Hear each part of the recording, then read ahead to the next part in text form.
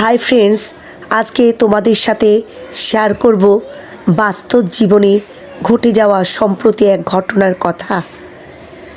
আমাদের পাড়ায় ছেলেটা থাকতো, নাম ছিল প্রিয়ন্ত। ক্লাস 9 থেকে এবার 10-এ যাবে, আর রেজাল্টও বের হলো সম্প্রতিকালে। সে 3য় স্থান অধিকার করেছে। তো একদিন পরীক্ষা শেষ হওয়ার পর সে ঘোরার জন্য বন্ধুবান্ধব সহ মাসিতো ভাইয়ের সাথে গেল কাপ্তাই হ্রদে।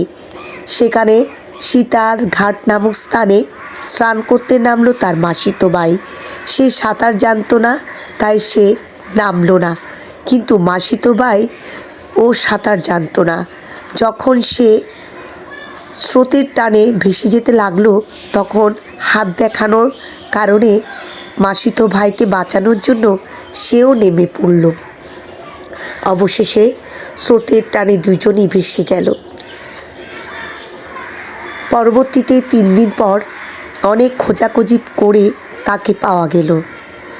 দুজনের লাশই যে স্থানে গিয়ে পড়েছিল সেই স্থানেই ভেসে উঠল। আর সেই হৃদয় বিদারক দৃশ্য দেখে আমরা কেউ স্থির থাকতে পারলাম না। আর ওর মার কথা কি বলবো, অতি অল্প সময়ের মধ্যে বড় ছেলেকে হারিয়ে সে দিশেহারা হয়ে পড়েছে। তাকে সান্ত্বনা দেওয়ার ভাষা আমার জানা নেই।